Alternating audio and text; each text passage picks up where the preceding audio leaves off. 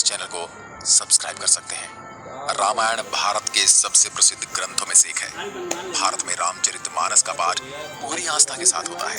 महर्षि वाल्मीकि द्वारा रामायण में भगवान राम की संपूर्ण जानकारी लिखी गई है, और लेकिन कुछ लोग भगवान के होने पर ही सवाल उठाते हैं और रामायण को केवल कहानियों से भरी किताब मानते हैं।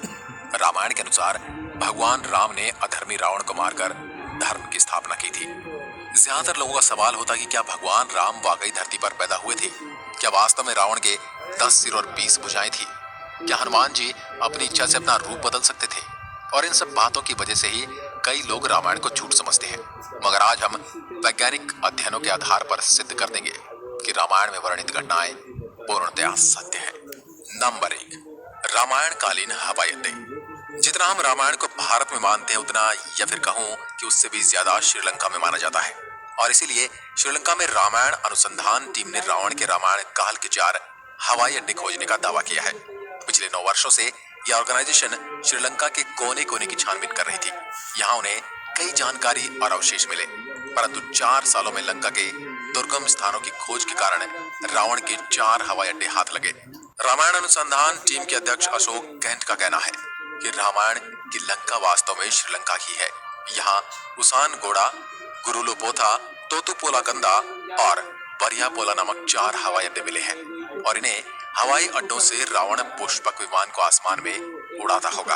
और यह हवाई अड्डे न सिर्फ ये बताते हैं कि रामायण सच में हुई थी, पर ये भी बताते हैं कि उसमें लिखी गई सारी बातें जिन पर हमें यकीन नहीं होता, वो भी सच है। नंबर 2, रावण का महल। रामायण के अनुसार रावण सोने की लंका में रहा करता था, जिसे हनुमान जी ने जला दिया था। श्रीलंकन गवर्नमेंट को श्रीलंका में एक ऐसा महल मिला है, और यह दावा है कि यह महल रामायण काल का है। इस महल से कई सीक्रेट रास्ते निकलते हैं, जो उस महल को शहर के अलग अलग जगह से जोड़ता है। लेकिन जब रिसर्च टीम ने इन पर रिसर्च की तो पता चला कि गुफाएं नेचुरल नहीं, बल्कि किसी समय ने इंसानों द्वारा बनाया गया था। श्रीलंकन हिस्ट्री के अनुसार रावण शहर के अलग अलग हिस्सों में अचानक से ही प्रकट हो जाया करता था, और पलक झपकते ही उन हिस्सों से गायब होकर अपने महल में पहुंच जाता था। इसलिए जानकारों का मानना है कि रावण इन्हीं गुप्त रास्तों का इस्तेमाल किया करता था। अब इतने बड़े एविडेंस को हम कैसे नकार सकते हैं? नंबर 3, अशोक वाटिका के सबूत। रामायण के अनुसार रावण ने माता सीता का हरण करके उन्हें अशोक वाटिका के अंदर रखा था। कहा जाता है कि अशोक वाटिका रावण का सबसे पसंदीदा स्थान था। ये जगह इतनी रहस्यमयी थी कि हनुमान जी इसे आसानी से ढूंढ नहीं पाए थे। मगर हैरानी की बात तो ये है कि वह अशोक वाटिका आज भी श्रीलंका में मौजूद है। ऐसा माना जाता है कि एलिया पर्वत की एक गुफा में माता सीता को रखा गया था, जिसे सीता एलिया नाम से जाना जाता है।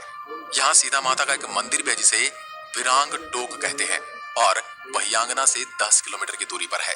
यहीं पर सीता जी का अपहरण कर पुष्पक विमान को उतारा गया था। मगर यहाँ पर जिस बात ने सबसे ज्यादा चौंकाया, वो यहाँ मौजूद पेड़ है। रामायण ग्रंथ में इस बात का जिक्र मिलता है कि अशोक वाटिका में अशोक के वृक्ष बहुत ज्यादा थे, इसलिए इसका नाम अशोक वाटिका रखा गया था। तब जैसा रामायण में इस वाटिका के बारे में कहा गया था, वैसा आज यह गार्डन है, जो कि इसे हम रामायण कालीन एक सबूत मान सकते हैं। नंबर 4, द्रोणगिरी पर्वत। दोस्तों, रामायण में लिखा हुआ है कि युद्ध में जब मेघनाद द्वारा लक्ष्मण जी मूर्छित हो गए थे, उनकी जान बचाने के लिए संजीवनी बूटी की जरूरत पड़ी, जिसके लिए जड़ी बूटी लाने का जिम्मा हनुमान जी को दिया गया था। तब हनुमान जी संजीवनी बूटी लाने के लिए द्रोणगिरी पर्वत पर गए थे। हनुमान जी को जब संजीवनी बूटी का पता नहीं चला, तो वह द्रोणगिरी पहाड़ के टुकड़े को ही उठा कर ले आए। मान्यताओं के अनुसार ये वही पहाड़ है जो आज भी वहां पर मौजूद है। कुछ लोग इसके बारे में कहते हैं कि आज भी उस पर्वत पर वह निशान मौजूद है जहां से हनुमान जी ने उसे तोड़ा था। लेकिन जिस पर्वत का जिक्र रामायण में मिलता है, वहां आज मौजूद है। जड़ी बूटी देने के बाद हनुमान जी ने इस पहाड़ के टुकड़े टुकड़े कर इसे श्रीलंका में फेंक दिया था। जहां जहां इस पहाड़ के टुकड़े गिरे, वहां के पेड़ पौधे और जड़ी बूटी वहां की जगहों से अलग होती हैं। और सच में श्रीलंका में कई कमाल की जड़ी बूटियां मिलती हैं। श्रीलंका में हिमालय की जड़ी बूटियों का मिलना इस बात का पर्याप्त सबूत है कि लक्ष्मण जी को संजीवनी देने की घटना पूर्ण रूप से सत्य है, क्योंकि ये जड़ी बूटियों के पौधे उस स्थान पर मिले हैं जहां पर लक्ष्मण जी को संजीवनी दी गई थी, जबकि दूसरे हिस्से में इस प्रकार की कोई जड़ी बूटी नहीं मिलती। नंबर 5, राम सेतु। रामायण सच में हुई थी, इसका सबसे बड़ा प्रूफ है राम सेतु। राम सेतु को एडम्स ब्रिज भी कहा जाता है और इसके बारे में पक्का सबूत तब मिल गया जब नासा ने सैटेलाइट तस्वीरें जारी की। पैसिफिक ओशियन की तस्वीर में कुछ ऐसा था जिसे देखकर वैज्ञानिक भी हैरान रह गए। पैसिफिक ओशियन के हिस्से में साफ तौर से पत्थरों की एक लाइन बनी हुई नजर आ रही थी। जब वैज्ञानिकों ने इसे तस्वीर पर ज्यादा स्टडी की तो पता चला कि ये पत्थरों से बनी लाइन है। भारत के धनुषकोडी से श्रीलंका के मन्नार द्वीप तक बनी हुई है, जो लंबाई में करीब 30 किलोमीटर तक हो सकती है। पैसिफिक ओशियन में जिस हिस्से में नासा के वैज्ञानिकों के पत्थर से बना पुल नजर आया था, ये वही जगह है जिसका जिक्र रामायण में मिलता है। और अमेरिका के एक आर्कियोलॉजिकल रिसर्च टीम ने भी अपने रिसर्च में इस बात का दावा किया था कि तमिलनाडु और श्रीलंका के बीच मौजूद राम सेतु वो असल में एक मैन मेड ब्रिज है, जो कई हजार साल पहले इंसानों ने बनाया था। माना जाता है 15वीं शताब्दी तक यह पैदल पार करने लायक था, लेकिन इतना ज्यादा समय बीत जाने के कारण ये पुल अपने पूर्ण स्वरूप में नहीं रहा। वैज्ञानिक दृष्टिकोण से इस फैक्ट को हम रामायण के एविडेंस के रूप में देख सकते हैं। नंबर 6, सुग्रीव की गुफा। बाली के डर से सुग्रीव जिस गुफा में रुके थे वह गुफा आज भी मौजूद है। रामायण के अनुसार बाली ने दुंदुभी नामक राक्षस को मारकर उसका शरीर कुछ दूर फेंक दिया था। हवा में उड़ते हुए दुंदुभी के खून की कुछ बूंदें मातंग ऋषि के आश्रम के ऊपर गिर गई। ऋषि ने अपने तप के बल से जान लिया कि किसकी हरकत है। फिर क्रोधित ऋषि ने बाली को श्राप दिया था कि कभी भी ऋषि के पर्वत के क्षेत्र में आएगा तो उसकी मृत्यु हो जाएगी।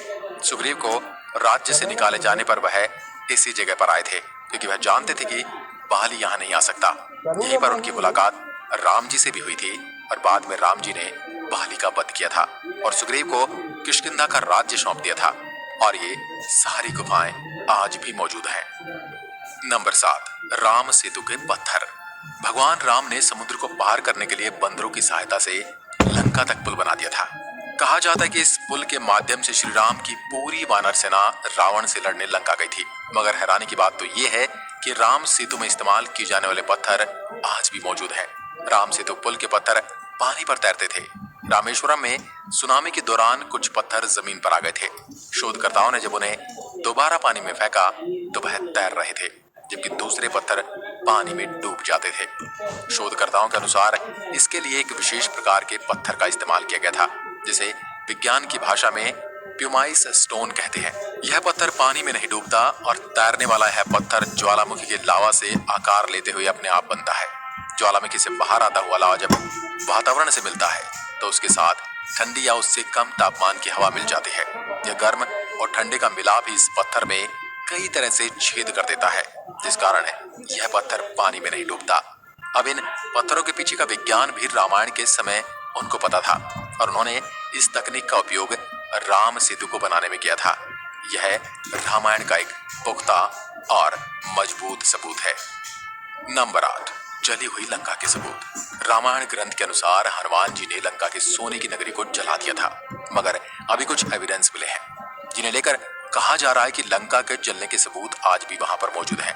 जिस जगह पर श्रीलंका को जलाया गया था वहां की मिट्टी आज भी काली है, जबकि उसके आसपास की मिट्टी का रंग वैसा ही है जैसा कि नॉर्मली मिट्टी का होना चाहिए। बस इतने से इलाके में ही काली मिट्टी मौजूद है, जो कि जली हुई लंका के सबूत को बताती है। इस बात को भी हम एक इत्तेफाक कहकर टाल नहीं सकते।